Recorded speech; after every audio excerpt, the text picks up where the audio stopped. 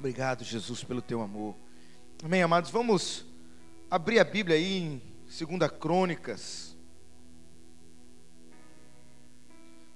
2 Crônicas, capítulo 34. Que ambiente gostoso, que ambiente maduro, amém?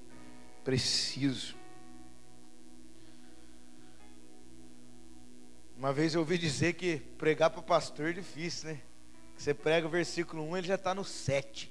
Ó, Deus está dando. Né? Quem aqui já recebeu uma palavra quando estava ouvindo uma palavra?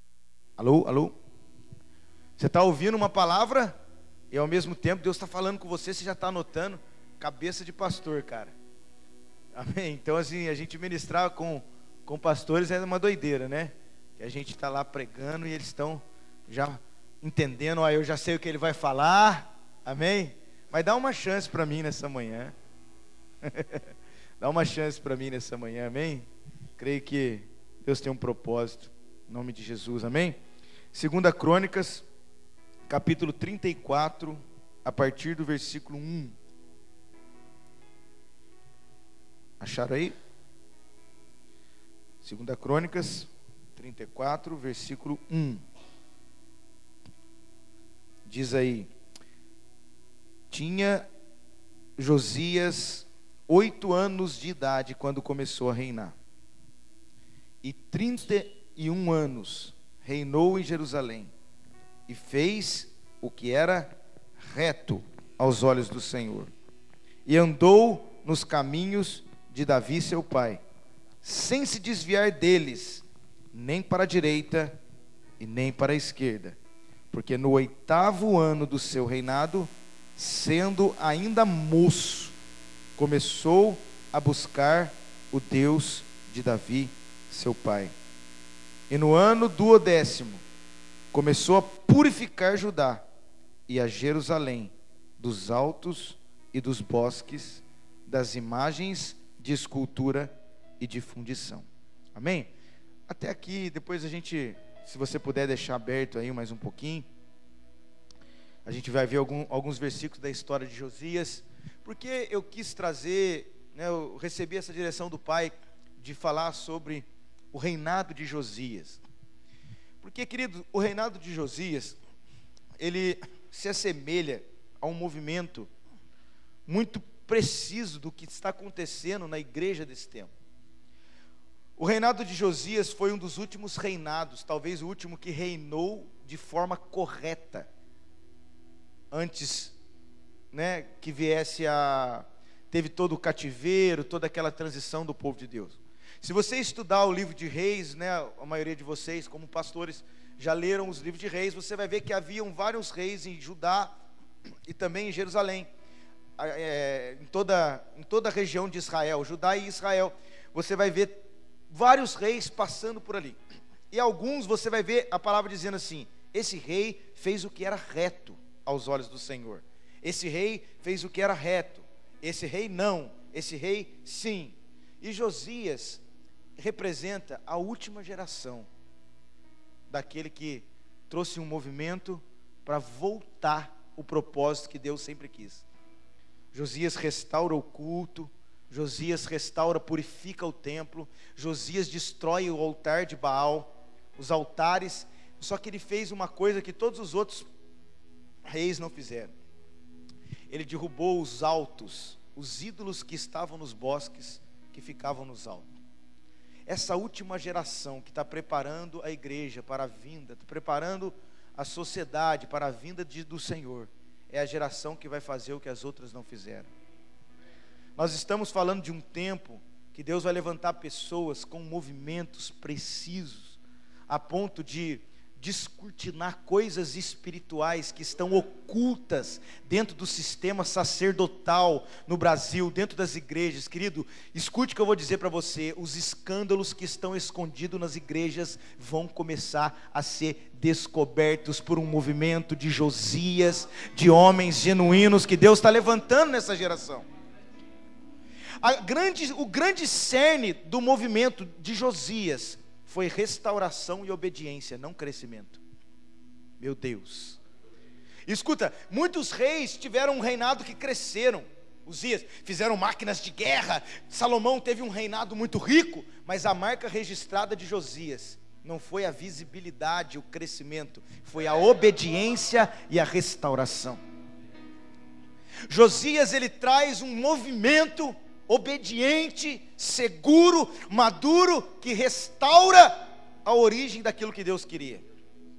Nós como igreja, como pastores, precisando analisar que tipo de movimento a gente está criando, o que a gente quer fazer dentro das nossas igrejas. Será que a gente quer crescimento ou visibilidade, ou será que a gente quer cumprimento de propósito?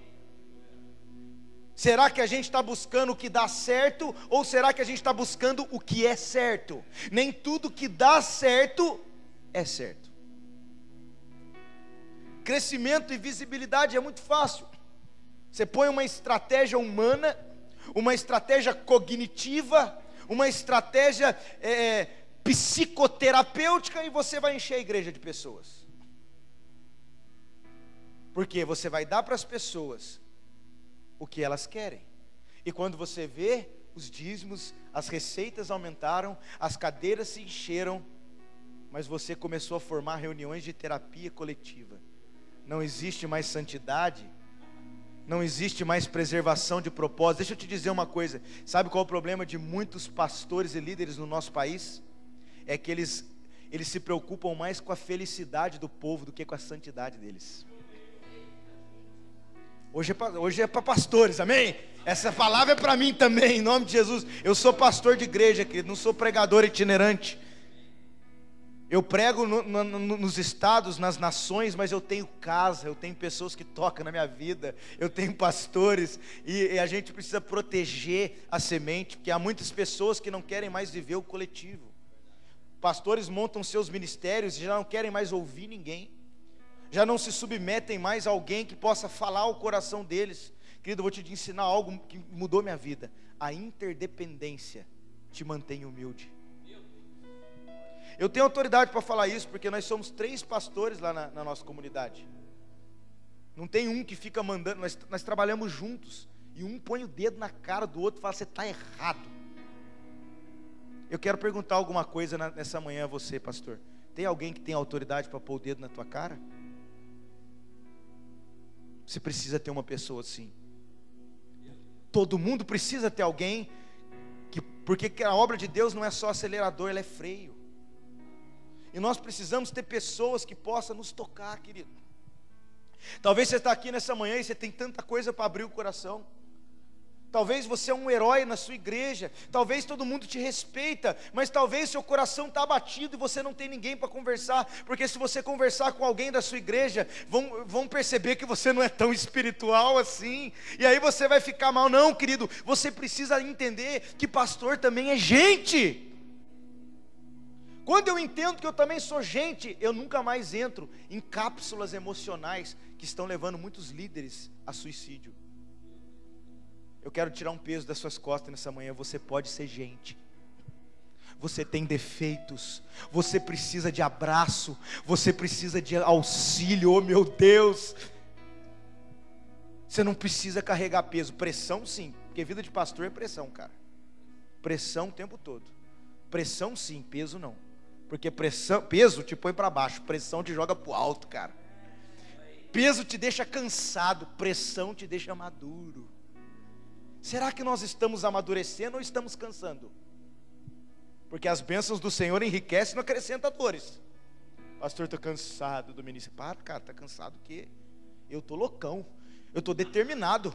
Nós somos tudo perturbados lá. Nós temos uma casa de recuperação 100% gratuita. Almoço a gente alimenta na cidade cerca de 40, uma média de 40 pessoas, morador de rua e carente, todos os dias dentro da igreja. Entramos em todas as escolas da cidade, não paramos de fazer. A gente só para uma coisa: família. Aí sim. Porque se o ministério roubar a mesa da minha casa, esse ministério não foi Deus que me deu. Eu falei isso ontem, eu repito, Naamã era herói de guerra, mas era leproso. A característica dele era o orgulho. Imagina ele andando pela cidade com a armadura, porque ele não podia, que as pessoas não podiam ver a lepra dele. Mas estava lá, herói de guerra, mas quando chegava em casa era leproso. Me desculpe, se isso toca em algum de vocês, mas muitos de nós, pastores, somos heróis de guerras na igreja e leprosos em casa. Não, querido, não. Deus quer levantar a tua casa, Ele quer abençoar a tua casa. Eu quero liberar isso nessa manhã, que a tua esposa vai acompanhar o teu caráter ministerial, os teus filhos vão viver, vão desejar aquilo que você está vivendo, aquilo que você está fazendo, aquilo que você está sendo. Meu Deus, é isso, querido. Para todo Naamã, Deus tem um Jordão esperando. Talvez você veja aqui nessa manhã, eu sou o teu Jordão. Eu tenho carinha de Jordão. Eu estou até com o terninho de Campos do Jordão. Nós precisamos, cara, proteger a nossa vida do orgulho. O maior veneno contra nós líderes é a arrogância. E o problema do orgulho é que o orgulho é igual um mau hálito. Quem tem não sabe que tem. Está todo mundo sentindo bafo, mas nós não percebe. Meu Deus. Até que vem alguém no seu ouvido e fala assim: irmão, tem um house aqui, você quer? Já entendeu a mensagem, né? Então, querido, ter pessoas que possam nos tocar nos protege. Protege a nossa vida. Amém? Por isso aqui é fantástico, cara. Vocês são maravilhosos de deixar o conforto da casa de vocês, a igreja, os trabalhos, sentar para se reunir com outros pastores, para ouvir um carequinha de terno azul esquisito. Mas é coisas que Deus faz. Ele vai fazer algo sobrenatural nessa cidade, santo. Esse movimento não é em vão. Deus está construindo um presbitério maduro para que possa fluir a vontade dele. Então, o movimento de Josias era um movimento muito baseado no propósito e não em impressionismo. Sabia que tem muitos pastores que saem do ministério, monta outro e faz obra para mostrar para o outro que ele também deu certo? Isso é perigoso, cara. As pessoas perderam a identidade. Elas pegam estratégias importadas de outros lugares e fundamentam as suas igrejas em experiências dos outros, querido. Eu vou falar uma coisa para vocês: visão de igreja não é método enlatado de crescimento quantitativo. Visão de igreja é um padrão que você recebe do céu, cara, no seu quarto, com o joelho dobrado, e Deus fala com você. Eu quero dizer uma coisa para você, pastor: Deus tem uma identidade para você. Você pode usar experiências de homens mais velhos que viveram, que venceram. Você pode usar experiências de pastores que são referências, mas Deus quer dar uma identidade para você. Resumindo, Ele quer que você seja uma voz e não um eco. Você precisa ser uma voz. Você tem uma identidade. E quando você tem uma identidade, você se sente seguro e convicto para se movimentar. Toda instabilidade de movimento vem de falta de necessidade. Tem muito pastor andando inseguro. Esses dias eu recebi uma ligação de um pastor aqui de São Paulo, e ele ficou horas comigo, mandou um áudio de 15 minutos. Querido, áudio de 15 minutos assusta a gente. Quem já recebeu um áudio no Zap de 15 minutos? Você fala: meu Deus, que será que vai vir aqui, cara? Mas ele estava desesperado, cara, fechando a igreja, porque estava inseguro, com a situação familiar detonada. Querido, a obra, viver no ministério, se você não é alinhado, se você não tem essa humildade, não tem essa proteção, o ministério te consome, cara. As pessoas não querem saber se você sente dor ou não sente dor, se você está com problema ou não. E tem uma coisa que você precisa aprender: a dizer não. Esse é um grande problema. Amém? E aí, não podemos governar para o povo. Josias, ele ouviu. A Bíblia diz que com 8 anos ele começa a reinar. E já ainda moço, com 20 anos aproximadamente, ele já fazia o que era correto, segundo a essência de Davi. Isso é fantástico, porque ele não governava para o povo, ele governava para Deus. Esse é o problema. Como nós estamos fundamentando nossos cultos, movimentos? Será que a gente está fazendo isso para o povo ou para Deus? Porque se você é um líder para propósito, você é Davi. Porque Davi era um homem segundo os sentimentos de Deus. A palavra coração reflete sentimentos. Ele estava sentindo o que Deus estava sentindo. Ele estava se movimentando como Deus estava fazendo. Mas Saul governava para o povo. Todo líder que governa para o povo é Saul, cara. O povo vai te arrebentar. E uma hora você vai se ver tão preso no canto, você vai se ver tão aprisionado pela pressão de resultado do povo, que você não vai aguentar. Vai ver seu filho Jonatas morrendo, vai ver a sua família sendo destruída. Você vai pegar uma espada, vai enfiar no próprio coração, cara. Não. É outro peso que vai sair das nossas costas nessa manhã, é esse peso de ter que fazer as coisas dentro da expectativa das pessoas. Eu vou tirando o peso de ser, querido, resumindo, você vai deixar de ser o que os outros querem que você seja, vai desistir de ser o que você pensa que é, e vai começar a ser o que Deus quer que você seja. E aí, uau, você tira um peso da sua vida, você fala, eu entendi quem eu sou, eu entendi o papel que eu tenho. Agora, vamos andar aqui nessa história de Josias. A Bíblia diz que ele fez o que era reto. Primeiro, Josias, querido, o nome Josias significa curado. Nós estamos falando de líderes que vão se levantar, mas não líderes feridos, líderes curados. Tem muito pastor ferido com o microfone na mão, vomitando misérias. Foram destruídos pela família, não tiveram referências, andaram sozinhos, estão com o casamento detonado e pegando microfone. Não, querido, nós precisamos aprender o que é ser curado para servir. Porque um líder que não é curado, ele vai se alimentar de uma vida emocional de dependência do problema das pessoas. Sabe? Você vai se sustentar do erro dos outros para ocultar o seu. Meu Deus. Você está cheio de problema e você tem que ouvir mazelas da vida de todo mundo. Mas parece que quando você começa a ouvir essas pessoas, você começa a se sentir melhor e você vai alimentando a sua alma ferida com o problema de outras pessoas. Você mesmo não foi curado, mas você tem a plataforma e ela te protege. Ela te assegura, você tem pessoas para te ouvir, e isso te dá um senso de segurança, isso te dá um senso de tranquilidade. Agora, a pior desgraça que tem, é viver falsa sensação de segurança, é viver uma tranquilidade, mas não viver a paz. Escuta, Deus às vezes precisa tocar na sua tranquilidade, para instalar a verdadeira paz, querido. Meu Deus, eu ponho uma capa que estou tranquilo, como Acabe no meio daquela guerra, demonstrando aquele carro que estava tudo bem, mas a flecha já tinha atingido ele. Meu Deus do céu. Há muitos líderes nessa geração que a flecha já atingiu eles, mas eles são segurados. Eles falam para os líderes lá, segura eu aí, mostra que está tudo bem, querido.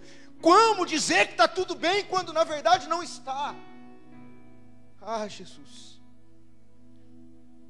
Tem muitas vezes que está, mas tem vezes que não está. Mas Deus quer fazer isso para que nós possamos ser curados.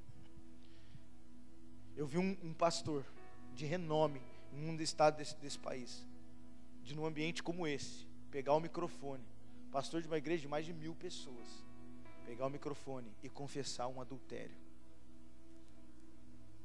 Aí todo mundo fala, o que ele fez, cara? Por que ele fez isso? Voltou desde o início, começou tudo de novo, a esposa o perdoou. Claro que muita gente meteu o pau nele, muita gente falou, mas hoje ele é um homem restaurado, cara, que tem a casa alinhada, começou de novo, começou de baixo, e Deus está dando a graça, como fez com Jó, está crescendo tudo de novo.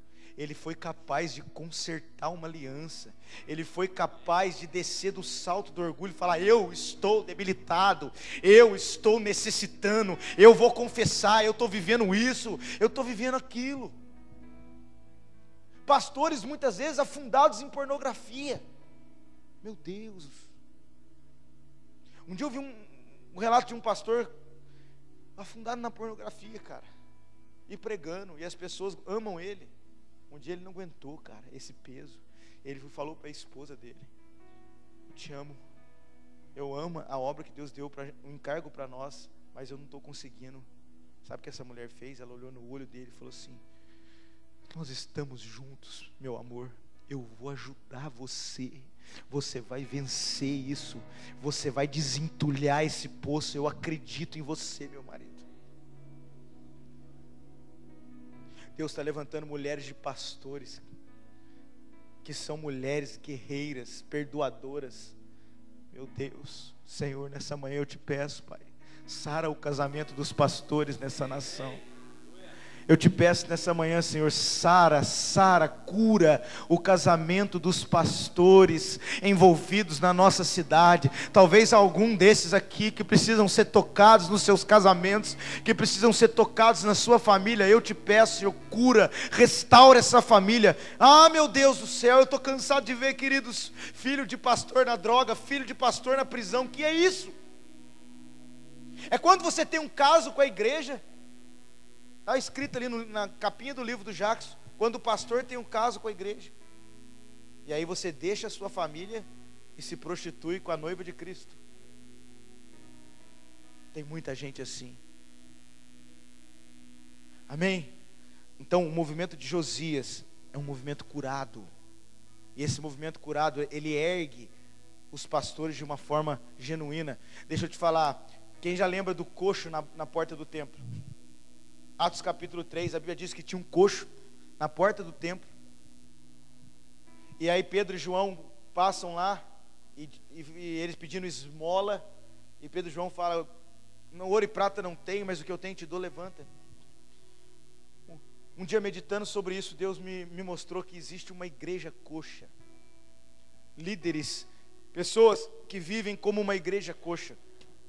Como que é uma igreja coxa, pastor? Se você estudar, querido, um coxo, primeira característica de um coxo: não corre sangue nos músculos. Não corre sangue nos músculos da perna. Músculo fala de movimento, e o sangue fala do amor de Cristo.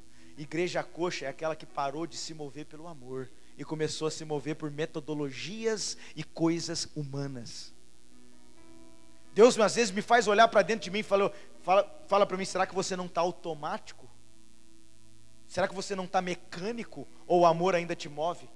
Um dia eu estava num lugar e a gente estava adorando a Deus. A gente sempre cuidou, querido, de morador de rua. Só para você ter uma ideia, no meu casamento eu convidei todos os moradores de rua da cidade para o meu casamento. Fui casar e estava lá, casal de morador de rua no meio da minha família lá. Não foi todos, né? Porque eles tinham vergonha. Tudo sabe, mas na hora da coxinha, na hora das coxinhas, eles apareceram. Você é safado, cara. Você não veio na cerimônia, mas você quer comer coxinha, né? Mas teve um casal que veio. Mas um dia eu estava nesse ambiente e eu comecei a adorar e começou a passar a carinha deles assim na minha frente, assim, sabe? Eu pensando neles, os viciados que a gente cuida lá. E Deus falou bem sutil no meu ouvido: o seu amor pelas vidas esfriou. Agora você está fluindo, agora você está desenvolvendo, agora você está pregando, e você está perdendo o amor. E eu comecei a chorar naquela noite. Eu caí no chão em lágrimas. E naquela noite Deus renovou em mim algo que um pastor nunca pode perder: compaixão. As 3 linhas que nós temos falado: precisão, convicção e compaixão. Será que você está se movimentando convicto? Será que seus movimentos são precisos? E será que você ainda se move com compaixão? Agora, sabe qual outra característica do coxo, Sandra? As terminações nervosas da perna não recebem direção da cabeça. Primeiro, não há sangue no músculo. Segundo, não há direção de receptividade da cabeça. Quem é o cabeça do corpo? Cristo. Nós somos o corpo e Cristo é o cabeça. A igreja coxa é aquela que não se movimenta em Cristo. Ela não está aliançada na videira, alicerçada na rocha. Ela simplesmente é levada. Tem pastor que faz movimento, não sabe nem porque está fazendo porque o outro fez. Pastor, por que você está fazendo isso? Não sei, porque a galera gosta. Não, querido, nós precisamos voltar a ouvir a direção da cabeça. Nós precisamos voltar a nos movimentar conforme a direção de Cristo em nossas vidas. Não perca isso, querido. Não perca essa essência que eu estou dizendo aqui agora. Primeiro, não há amor no movimento, sangue no músculo. Segundo, não há intimidade e conexão com a cabeça. A terceira característica de uma igreja coxa, sabe qual é? Não há fluido nas articulações.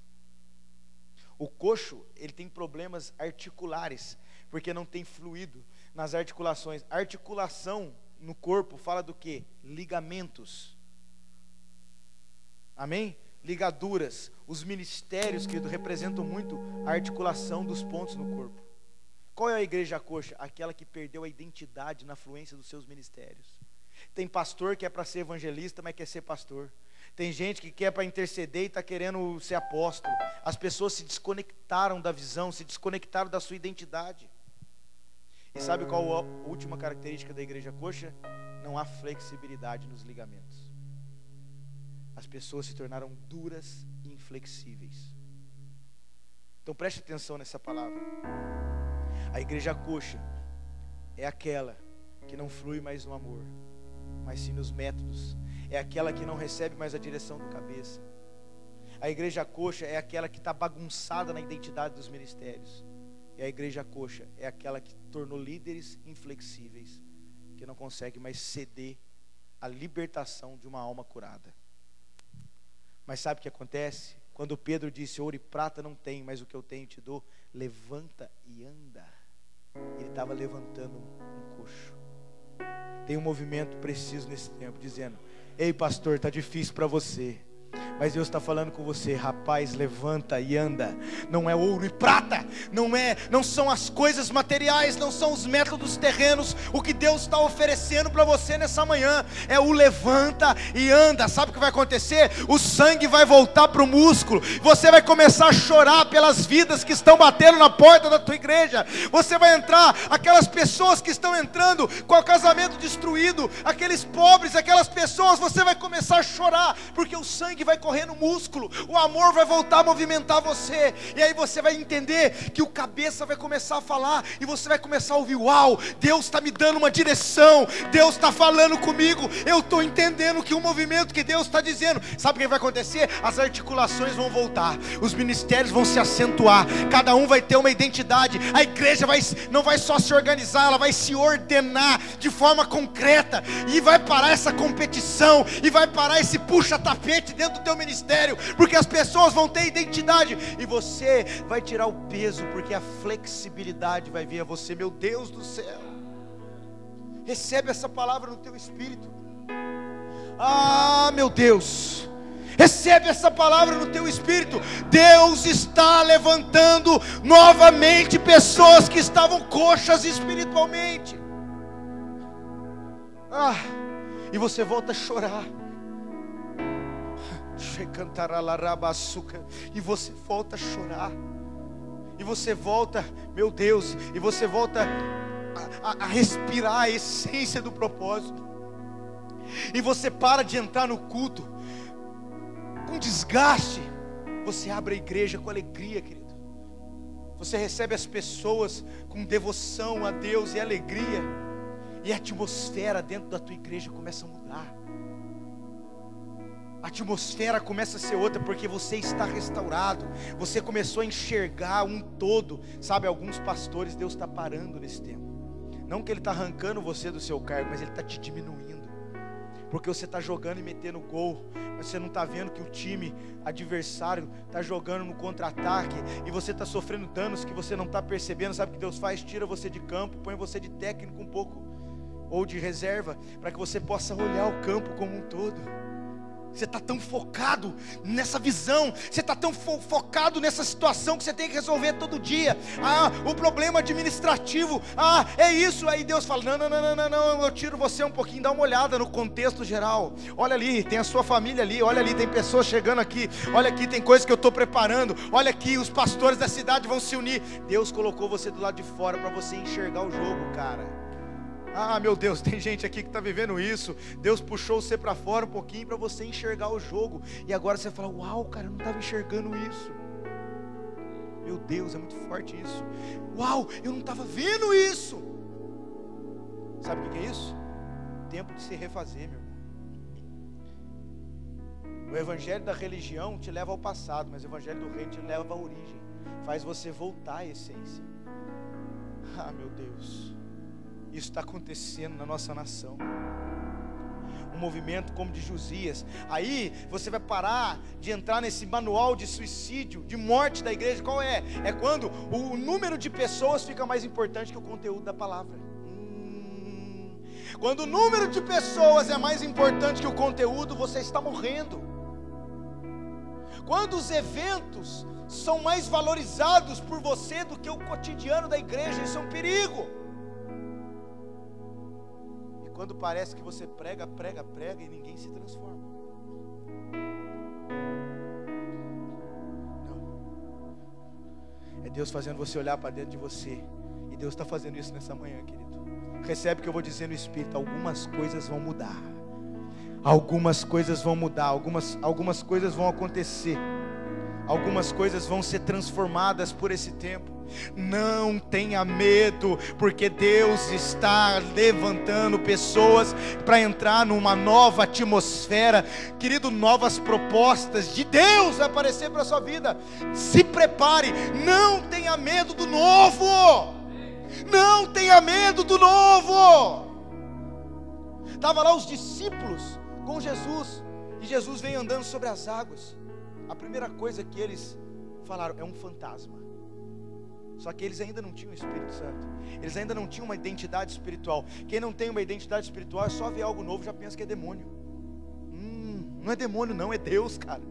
Não é demônio não, é Jesus que está vindo ali na água diferente. E Jesus disse: ei, não é um fantasma, meu irmão. Sou eu vindo numa forma diferente. Sou eu trazendo um vinho novo. Sou eu trazendo uma atmosfera nova. Entra no que eu estou fazendo. Tem até alguém me ligando aqui. Fala para mim, fala que eu não estou. Desliga aqui para mim, esse aqui, ó. Se pedir senha é um G assim. Amém? Então nós precisamos entender, querido, como Jesus disse: eu não posso colocar vinho novo em odre velho. Quem lembra dessa passagem? Por quê? Porque o odre velho é duro. Ele está acostumado com método. Ele está acostumado, ele não se abre para o novo. E aí quando o vinho novo vem, arrebenta o odre. Meu Deus, o vinho novo está te arrebentando, te enchendo. Agora, o odre novo é flexível. Ele é flexível, sabe? Ele tem um couro. O odre é feito de couro, e ele é um couro flexível. Então quando o vinho vem, o vinho que dá forma para ele. Meu Deus, está entendendo essa palavra? O odre flexível, quando o vinho novo vem, é o vinho que dá o formato dele. Se o vinho enche, ele enche. Se o vinho sai, ele sai.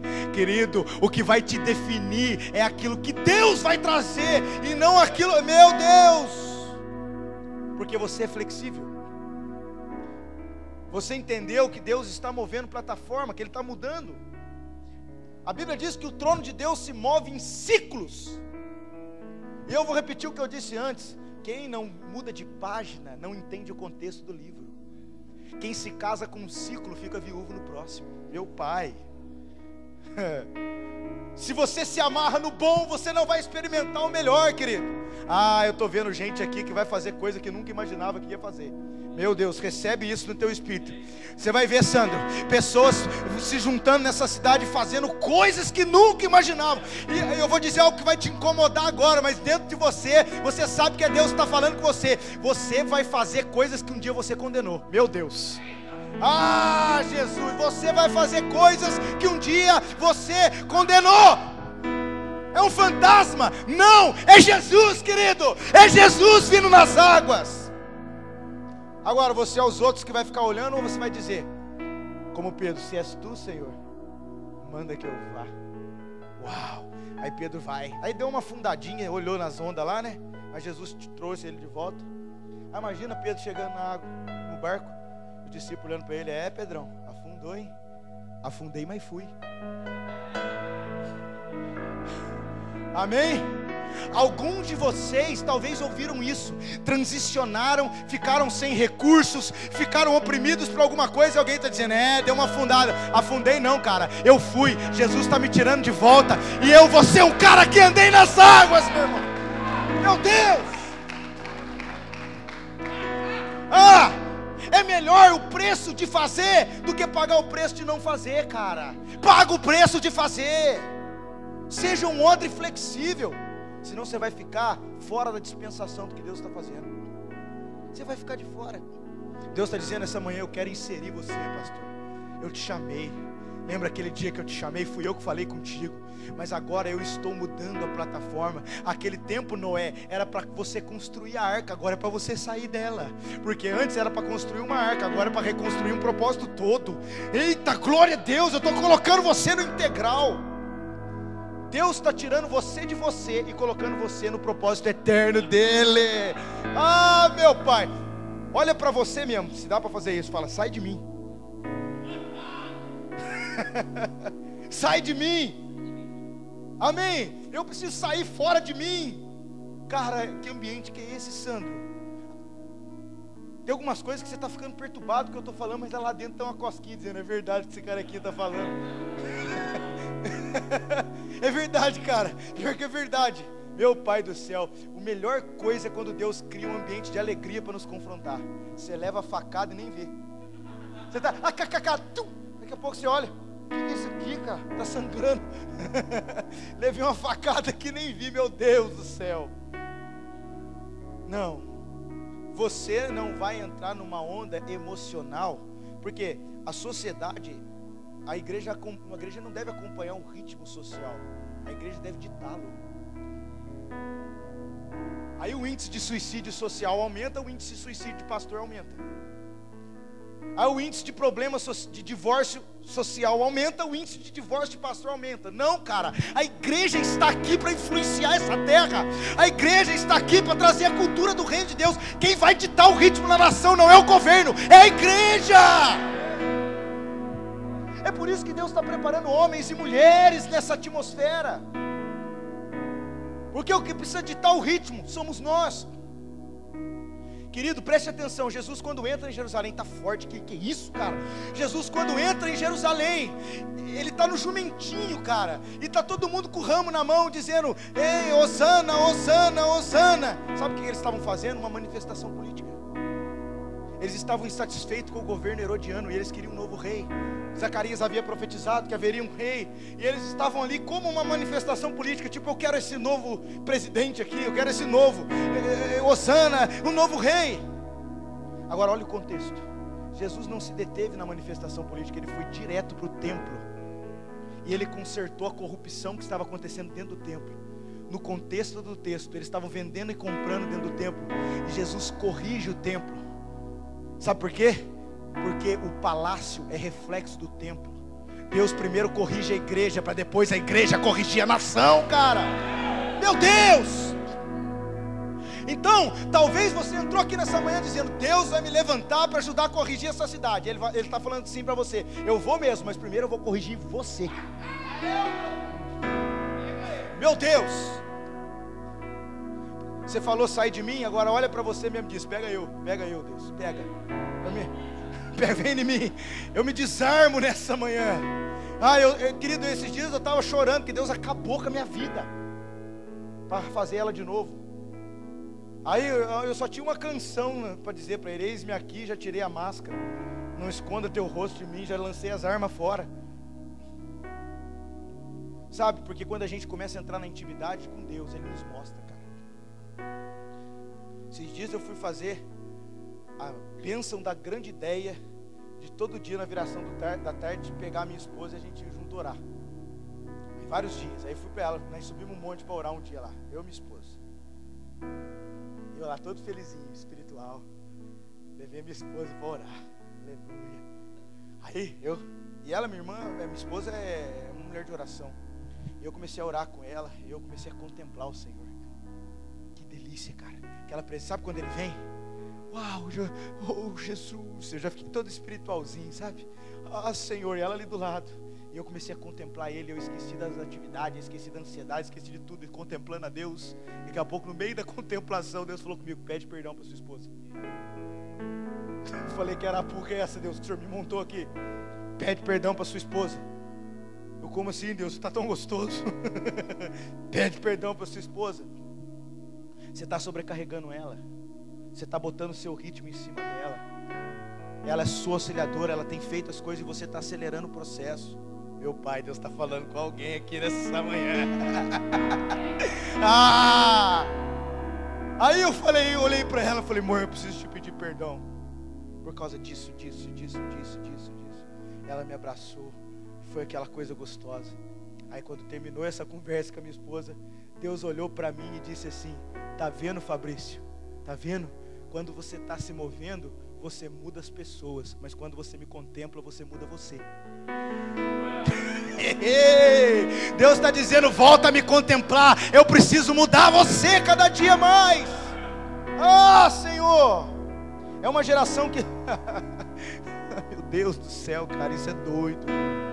As nossas esposas são guerreiras, amém? Segura essa aí, Anderson, de 3.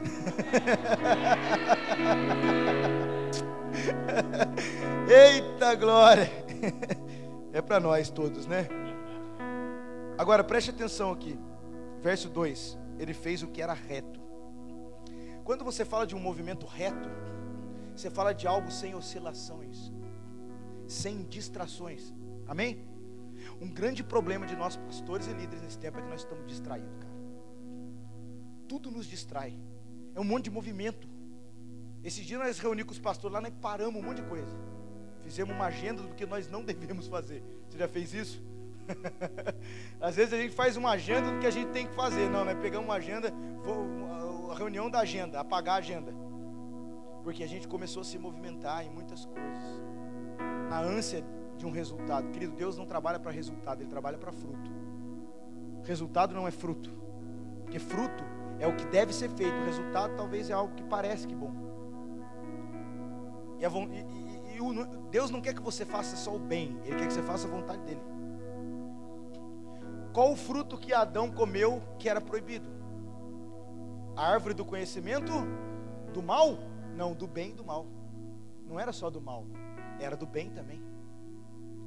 Então não era para comer nem do mal e nem do bem. Então era para comer o quê? A vontade de Deus. Mas eles comeram do bem. Então tem muita gente que está fazendo o bem e acha que está fazendo a vontade de Deus. Mas nem sempre fazer o bem é a vontade de Deus. Porque às vezes você está fazendo o bem, mas Deus quer que você faça outra coisa. Quer ver, por exemplo, o coxo pedindo esmola. Pedro e João, se tivesse dado a moedinha, não ia fazer o bem para ele? Ia fazer o bem. Eu vou fazer o bem, vou dar a esmola. Mas ele disse, não, ouro e prata não tenho. O que eu tenho te dou. Levanta e anda. Eu não vou fazer o bem, eu vou fazer a vontade de Deus. Então você, meu Deus do céu, você vai fazer a vontade de Deus, ainda que você vai ferir pessoas. Porque às vezes, Jesus diz, mais vale agradar a Deus do que aos homens. Nós precisamos botar precisão no que a gente está fazendo e parar de se distrair.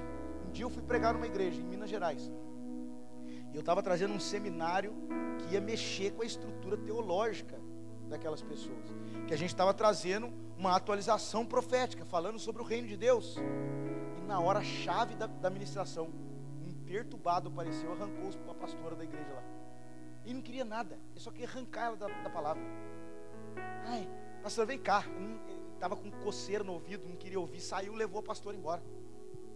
Aí eu estou pregando aqui, eu senti o movimento. Parei a palavra. Parei a palavra. Falei assim, por favor, chama a pastora lá para mim. Eu sei que ela, mas eu com muita delicadeza, com muito carinho. Nós estamos trazendo algo muito preciso, ela precisa estar aqui, o pastor precisa estar aqui. Eu fui lá, esperei voltar para mim continuar a mensagem. Porque é uma estratégia das trevas. Aí o seu liderado come, você não come, aí vai dar pau. Aí aquele que está com você come e você não come. Não, começa com os pastores, cara. Amém? Então esse movimento a gente aprendeu que os pastores, a gente pega assim, ó, pastor com pastor, sentado na mesa. Tem muito cara aí pregando nas igrejas, querendo bater no pai na frente dos filhos. Está errado. Eu estou muito esperto com isso. Tem gente que me convida para pregar na igreja para bater no pastor dele. Não. Miserável. O presidente daquele lugar é aquele pastor. Deus deu aquela visão para aquele pastor, e você que quer vir batendo no pastor, você fica quieto no seu canto e tem a sua identidade, se submeta ao que Deus está fazendo. Agora, quando o pastor está vivendo, eu sento na mesa com ele.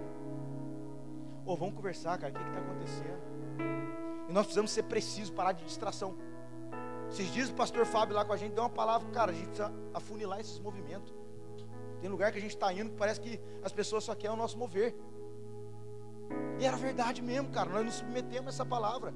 Porque tinha lugar que a gente estava indo, que as pessoas queriam viver os paradigmas, mas queria que a gente fosse lá movimentar a água, porque a igreja estava meio falhadinha, né? Ia lá dar uma palavra, uou! O chu pegava, o cheio chegava, a unção via, levantava a igreja e eles ficavam chamando nós para fazer mover. Aí um dia ele me convidou, eu falei assim, vamos lá, vem aqui num congresso e tal. Eu falei, não, pastor, eu vou ir sim, mas não vou pregar. Eu vou sentar na mesa com o senhor, eu vou pregar nós dois. Vou sentar na mesa, passar um tempo junto. Ele, não, mas eu queria que o pastor viesse fazer um mover. Ah, cara, eu não sou tanque de Betesda, que fica fazendo movimento para curar vidas emocionais. Nós somos rio de Ezequiel, e aonde a gente passa, a gente cura, querido. Meu Deus, chega de ser tanque de Betesda em cima da função, das necessidades da pessoa, mas comecemos a ser um rio que vai aonde Deus quer. Escuta, Deus não investe em necessidade, Ele investe em propósito. Necessidade Ele supre. Se você é um pastor só de suprir o que o povo quer, ele vai usar você para suprir, mas não vai investir em você. Deus investe em propósito, não em necessidade. Os nossos movimentos não podem ser em cima da necessidade das pessoas, mas sim em cima do propósito. Ah, pastor, mas aí eles vão embora. Mas os jovens precisam de uma luz, de um negócio. Querido, se Cristo não for suficiente para segurar o jovem dentro da igreja, deixa ele embora. Eu não estou dizendo, meu Deus, eu não estou dizendo que você não pode fazer um evento. Você pode fazer, a gente faz também, mas não seja esse o parâmetro. Cristo é o fundamento, Cristo é o parâmetro para que nós possamos estar construído. Se Cristo é o fundamento, querido, eu não posso construir nada em cima dos meus desejos. Ministério não se constrói em cima de desejos. Amém?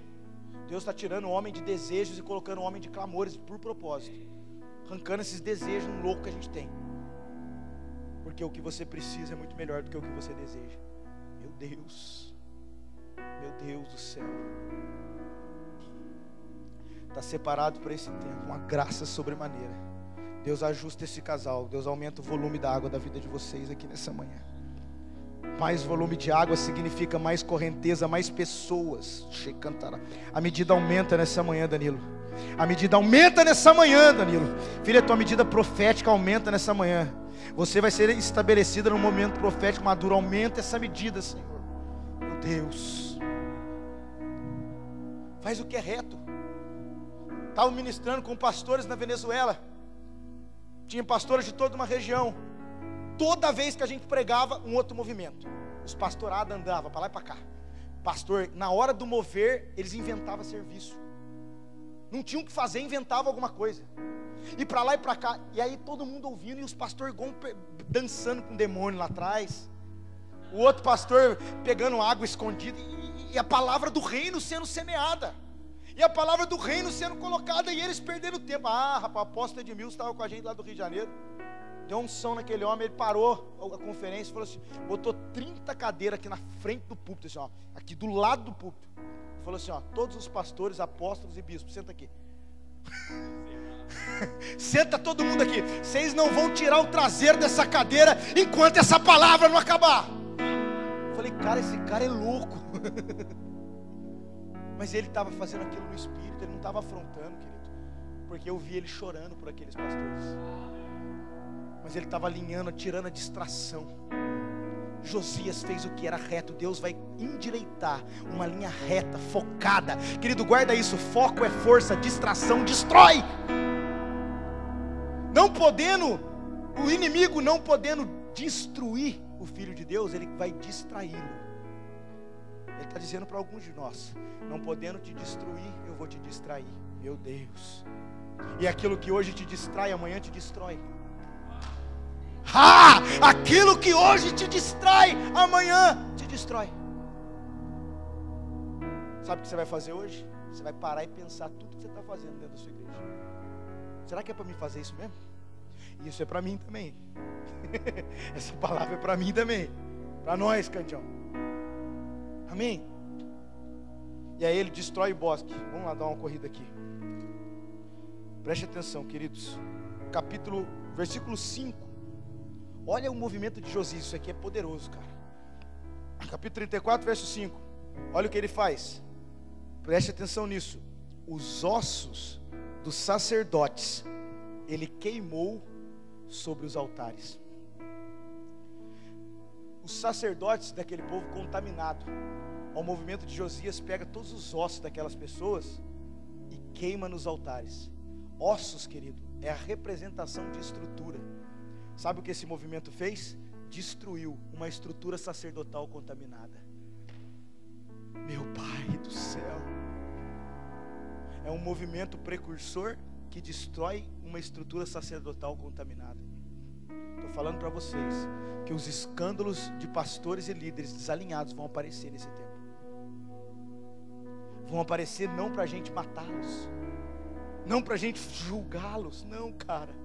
É para a gente abraçar ele e falar: ainda que está acabando a força, ao cheiro das águas, vai brotar de novo o seu ministério.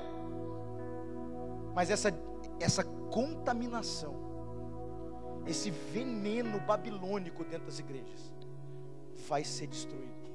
Porque o fundamento contrário a Cristo é o vinho da Babilônia. O que é o vinho da Babilônia? Eu vou explicar algo bem profundo, precisa da sua atenção agora. Como que fundou a Babilônia, querido? Alguns falam lá em Babel, com Nimrod. Sim, mas começa na estrutura de Caim. Desde que o sacerdócio é corrompido no início, Caim mata o seu irmão e derrama um sangue inocente, e a geração de Caim constrói impérios e cidades. E depois Nimrod representa um homem que domina sobre outro homem, construindo uma torre e um império. E ali começa a Babilônia, ou a essência da Babilônia, que hoje no Novo Testamento você vai encontrar esse nome Babilônia, que é a grande Babilônia, que representa o sistema que rege as nações. E preste atenção, então quais são as características dessa etimologia babilônica? Derramamento de sangue inocente, homem dominando sobre homem, e construções de cidades e impérios. Eu vou repetir: derramamento de sangue inocente, homem dominando sobre homem, e construção de ministérios, cidades e impérios. Agora, olha para mim, como que começou cada nação quando foi colonizada? O Brasil, por exemplo, o que aconteceu na colonização? Derramamento de sangue inocente, homem dominando sobre homem, e construção de cidades e impérios. Todas as nações colonizadas foram assim.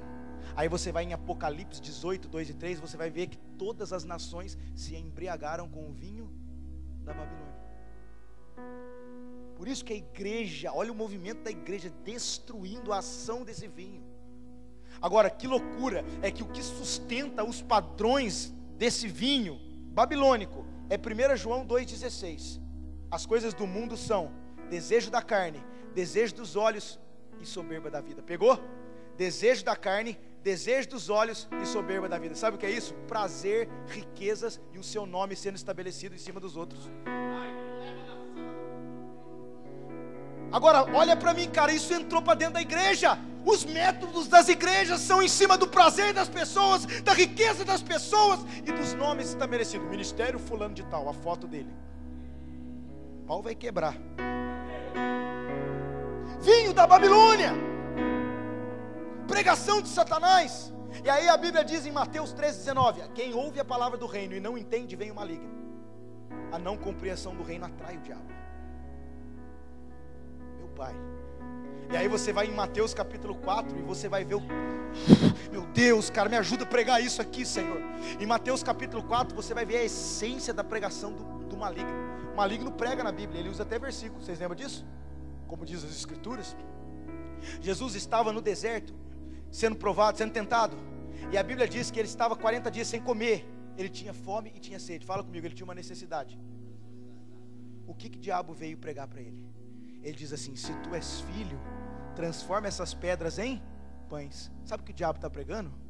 Use a Deus para resolver a sua necessidade, não cumprir o propósito. Qual é a essência da nossa pregação? O diabo está dizendo: use a Deus. Se tu és filho, transforma, resolva a sua necessidade. Ele está dizendo: use a Deus para resolver as suas necessidades, não para cumprir o propósito. Qual é 90% da pregação no Brasil? É em cima da necessidade das pessoas, querido. Isso é veneno. É por isso que 94% dos evangélicos não conhecem a cosmovisão bíblica, não entende o propósito eterno, não entende o reino, não entende a manifestação do reino na terra. Porque estão comendo essa comida. Deus vai mudar a comida, o prato, o paladar vai mudar. Você vai desejar comer algumas coisas diferentes. Você vai começar a pregar algumas coisas diferentes. Meu Deus!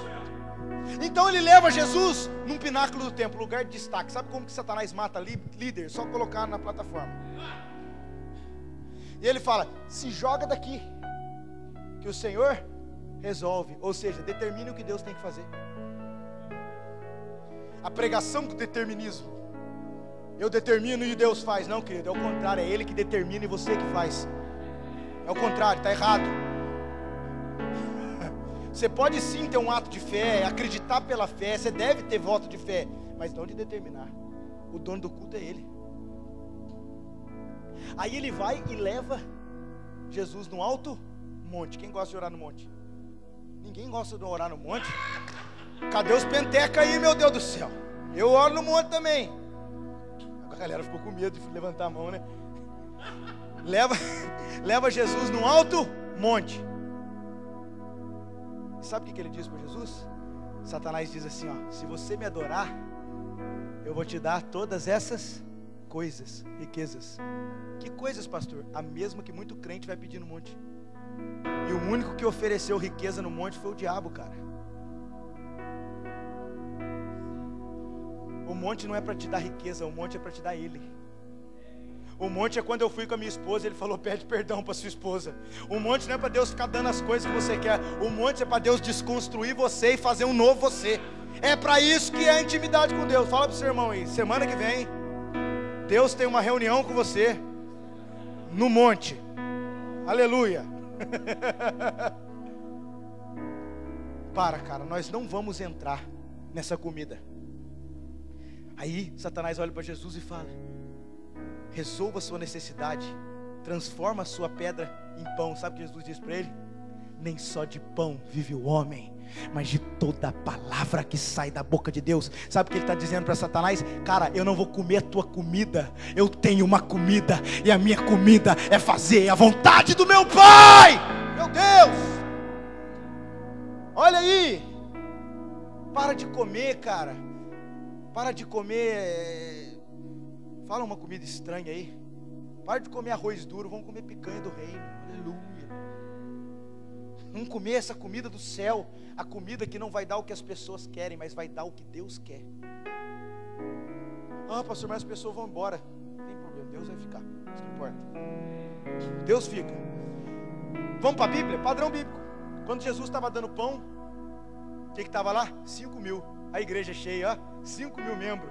Jesus dando pão para todo mundo. Pão para você, pão, aleluia. Quem quer dinheiro? Pão para você, pão para todo mundo. Aí Jesus para de dar pão no outro dia e começa a pregar o reino.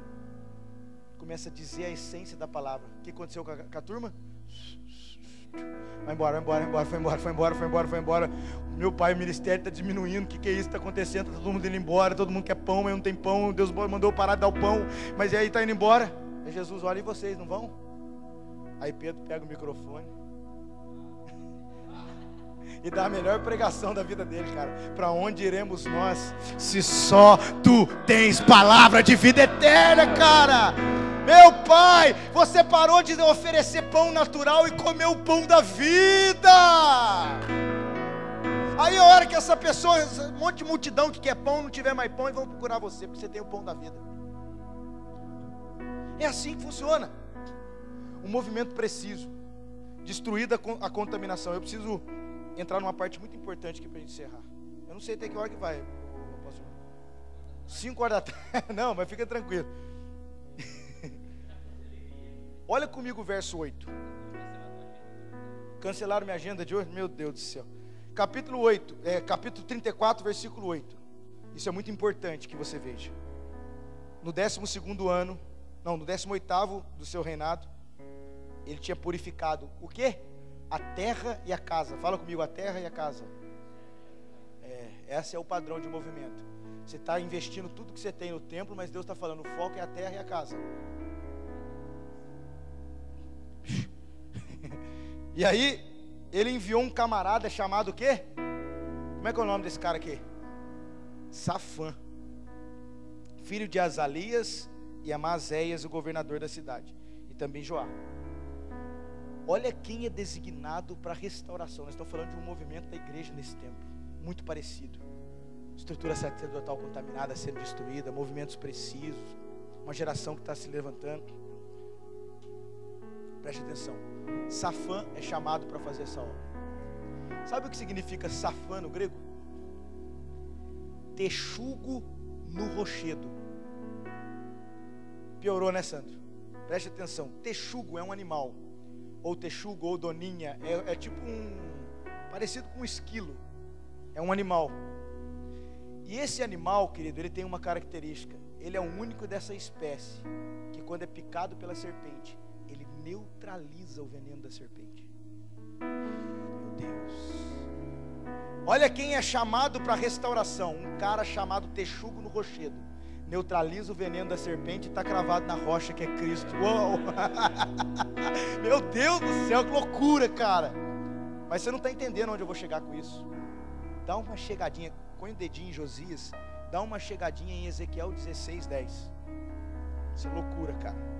Você vai ficar meio doido agora. Chega aí, Ezequiel 16. Meu Deus, como eu precisava pregar essa palavra na igreja para os membros de domingo. Você não pode pregar essas coisas, você vai falar que é de comer. Não, é de passar. Ezequiel 16, versículo 10. Texugo neutraliza o veneno da serpente. Eu não sei como está na sua versão, mas na minha está assim, ó. Está falando da vestimenta da noiva, quando Jerusalém representava a noiva. Olha o que ele diz: eu te vesti com roupas bordadas e te calcei os pés com pele de texugo, ou com couro de boa qualidade. Eu não sei como está a sua versão. Ou com pele de doninha. Eu te calcei os pés com pele de texugo. Gênesis 3:15. A serpente, tu lhe ferirás a cabeça e ela lhe ferirá o calcanhar. Uau! Mas os seus pés estão calçados com couro de texugo, que neutraliza o veneno da serpente, e está cravado na rocha. Meu Deus, Deus está levantando pastores com pele de texugo, cara. Você não é um influenciado, você é texugo no rochedo. Essa cultura mundana não vai entrar na tua igreja não, cara. Ah, meu pai. E aí, o livro da lei. Meu Deus. Ah, meu Deus. Meu pai, capítulo 14 vai pegar todo mundo agora. Versículo 14, versículo. E tirando eles o dinheiro que tinha trazido à casa do Senhor, e Uquias achou o livro da lei. Uau! Tirou o dinheiro, achou a palavra.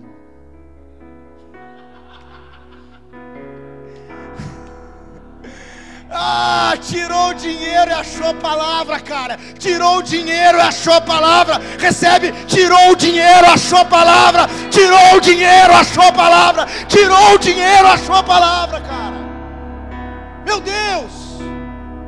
Tirou o dinheiro e achou o livro da lei, que se perdeu na casa do Senhor. Se ele achou a palavra na casa do Senhor, é porque a palavra se perde dentro da casa do Senhor.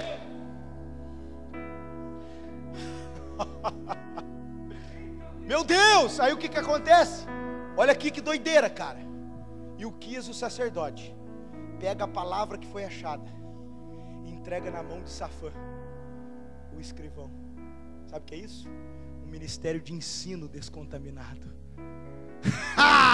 Deus vai levantar duas gerações nesse tempo. Os mestres e os profetas serão usados nesse tempo.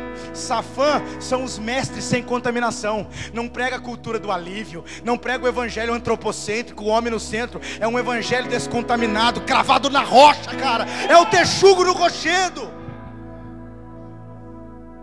Aí leva o livro para Safã. Meu Deus, Deus vai trazer o ministério de ensino nesse tempo, descontaminado. Safã leva o livro. Eles abrem o livro para Josias e eles começam a ler. Josias começa a ler a escritura numa nova ótica. Eu vou repetir isso. Josias então começa a ler as escrituras numa nova ótica. Você vai começar a abrir a Bíblia, versículo que você já leu mais de 70 vezes, você vai abrir e vai falar: o que Deus está falando aqui comigo? Como que eu não encontrei essa pérola? Como que eu não achei? Sabe por quê? Você foi descontaminado. Você foi descontaminado. O problema é que nesse tempo as pessoas foram treinadas para engolir o que os pastores dizem, não para ler a Bíblia. Mas você lê a Bíblia, e agora você lê a Bíblia no Espírito, não no sistema. Você não lê a Bíblia com o dogma da sua denominação, você lê a Bíblia com a intimidade que você criou no quarto.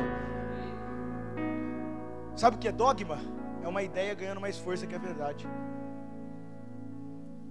Deus não tem problema com tradição. Deus tem problema com tradicionalismo. Tradição é de Deus. Lembra que Paulo fala em Tessalonicenses? Restaure, mantenha as tradições dos apóstolos. Mas preste atenção, tradicionalismo é o perigo. Porque a tradição é a fé viva dos que já morreram. Mas o tradicionalismo é a fé morta dos que ainda estão vivos. Descontaminou. Não é mais o dogma que governa o ministério, é a palavra. Meu pai. Safã pegou o livro, cara. Safã pegou o livro. E aí, quando eles lêem a escritura nessa ótica, sabe o que Josias faz? Se desespera. Josias começa a ler. Talvez você é um Josias ouvindo essa palavra hoje. E ele começa a dizer assim: cara, eu estou errado. Eu estou fazendo tudo errado.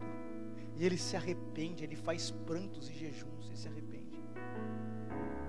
Não sei o nível de jejum, não sei o que faz, mas ele se arrepende.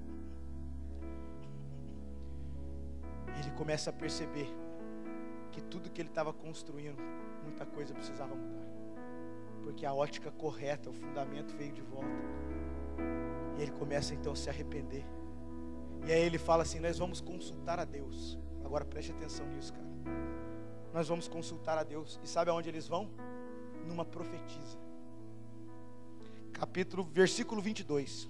Então Ilquias e os enviados do rei foram ter com a profetisa que se chama Ulda, que vivia na parte baixa, inferior de Jerusalém. E Ulda vem inspirada por Deus trazer a palavra profética. Primeiro Safã, um mestre descontaminado. E agora eles procuram Ulda. Meu Deus, sabe o que significa o nome Ulda no grego, no hebraico? Você não vai acreditar. Sabe o que significa o nome Ulda? Texugo. Não é só um ministério de ensino descontaminado, é um ministério profético descontaminado. Não é, chega de misticismo, querido. O misticismo é a cachaça do ministério profético. Tem muita gente entorpecida. Chega de místicos no púlpito. Chega de movimento de perturbado. Não, cara, é um ministério profético alinhado com o tempo profético, na escritura, balizado por Deus, profetas que se submetem ao coletivo. Ele vai e procura um ministério profético que anula o veneno na serpente. Ah, meu Deus.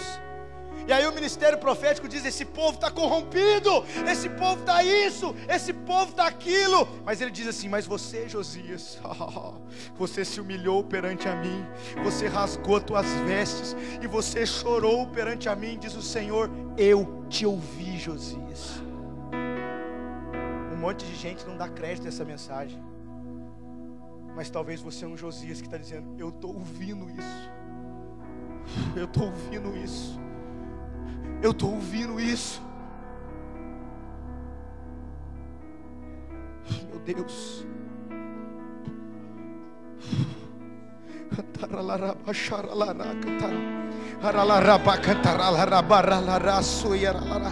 Ouça,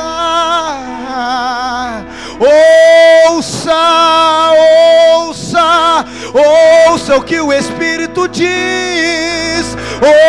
Ouça, ouça, ouça o que o Espírito diz. Ouça, meu Deus. Ah, meu Deus do céu. O que é isso, Senhor? O que o Senhor vai fazer nessa cidade? O que o Senhor vai fazer nessa região? Ah.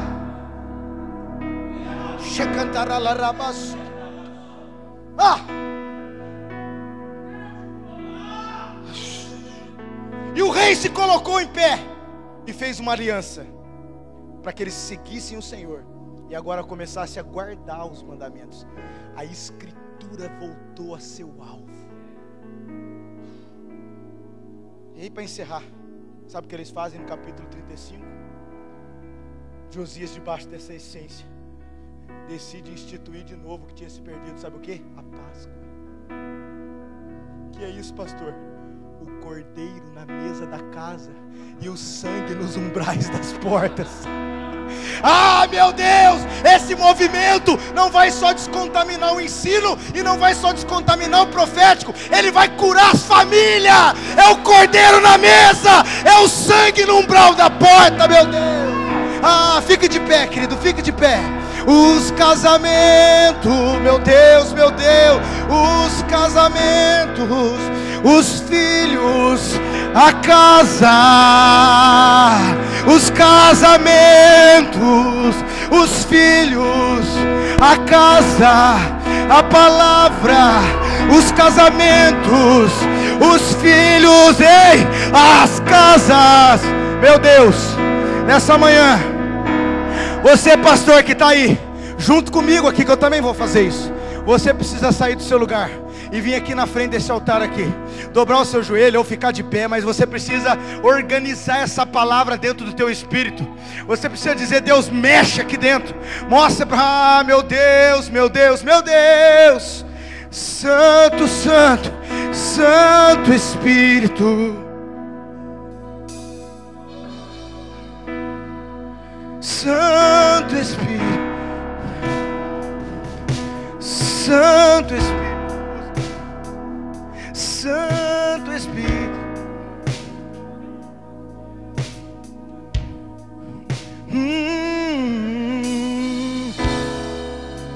E tu és o rei, ah Deus, e ninguém pode mudar.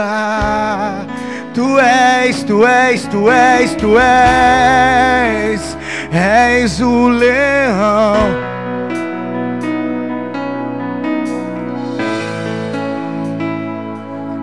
Você que é líder, você também saia do seu lugar, não é só os pastores. Saia do seu lugar, vem aqui. E tu és o rei, ninguém pode. Nós somos Josias nessa manhã, abrimos a escritura e decidimos viver a sua vontade, Senhor. És o leão, oh, da tribo Judá. As trevas se vão, cadeias se vão, por causa da tua, Senhor. E as trevas se vão, barreiras se vão, e por causa da tua luz, Ele é a estrela da manhã, Ele é a estrela da manhã, Ele brilha, Ele, meu Deus.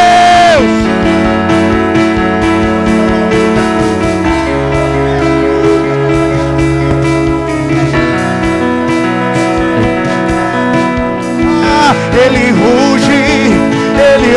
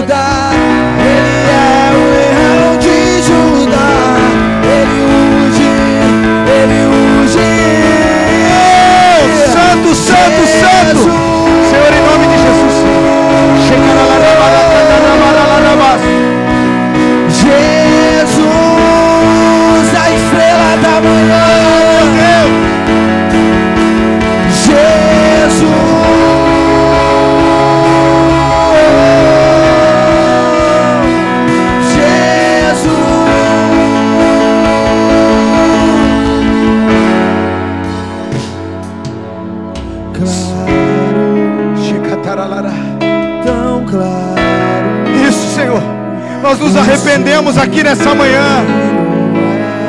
Organiza essa palavra dentro de nós, Senhor. Nós vamos viver esse tempo novo. Nós vamos viver esse tempo novo, Yeshua. Organiza essa palavra em nós, meu Deus.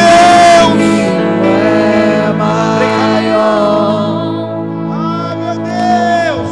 Claro, tão claro, o seu brilho é maior que a luz do sol,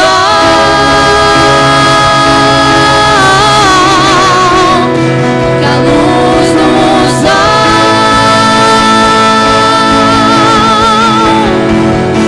que a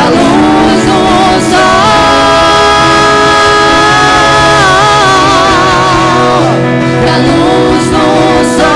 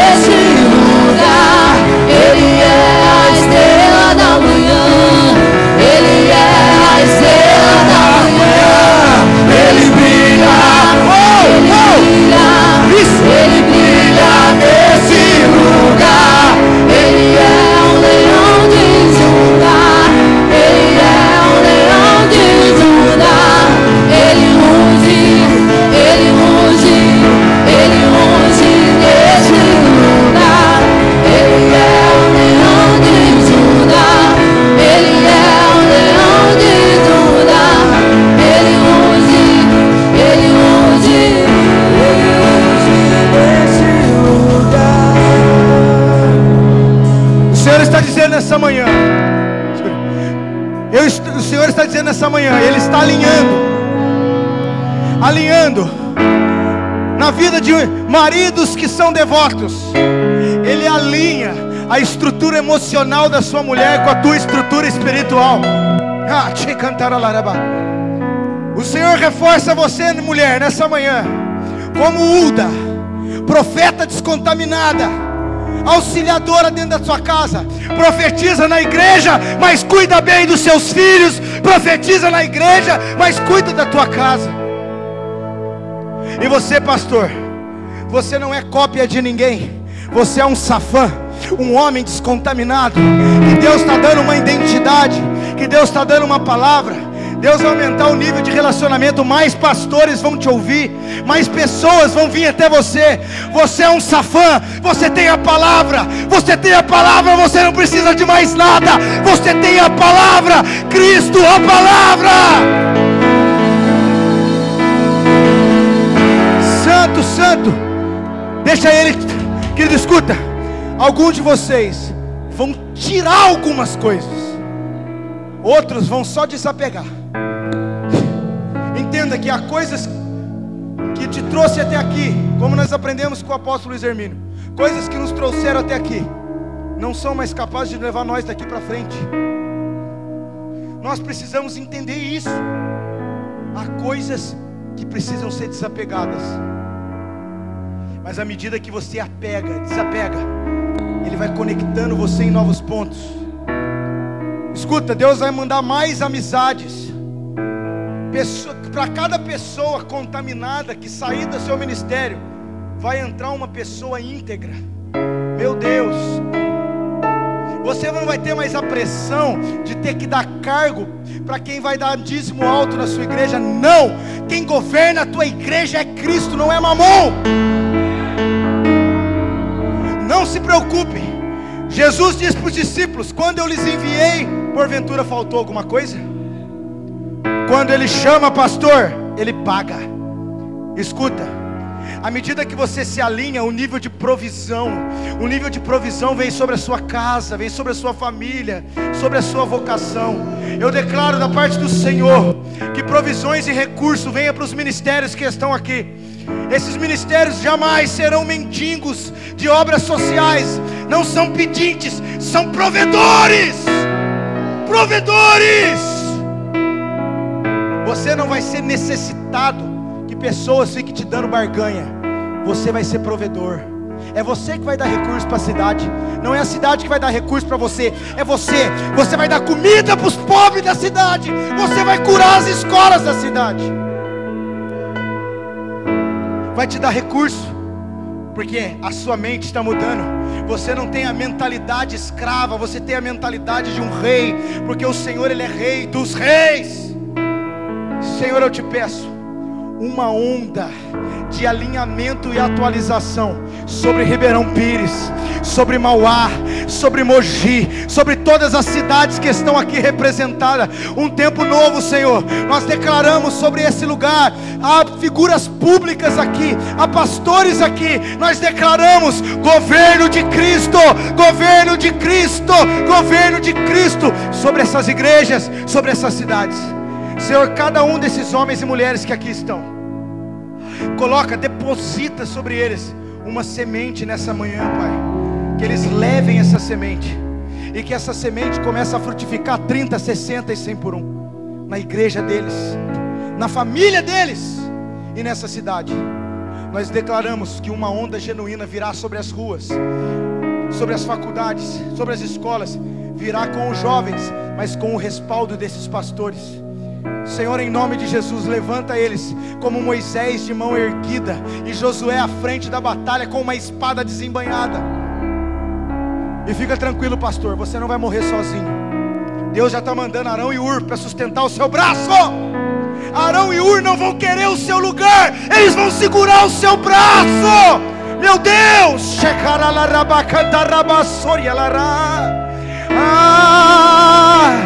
Ei! Não! Abre aí, querido, abre para ele, abre para ele. Ele é a estrela da manhã, Ele é a estrela da manhã. Ele brilha, Ele brilha, Ele brilha nesse lugar. Ele é a estrela da manhã, Ele é a estrela da manhã. Ele brilha, Ele brilha, Ele brilha nesse lugar. Ele é o leão de Judá, Ele é o leão de Judá. Ele unge, Ele unge, Ele unge nesse lugar. Ele é o leão de Judá, Ele é o leão de Judá. Aleluia. Meu Deus, aleluia. Cê é louco, mano. Glória a Deus. Aleluia. Aleluia. Senta um pouquinho.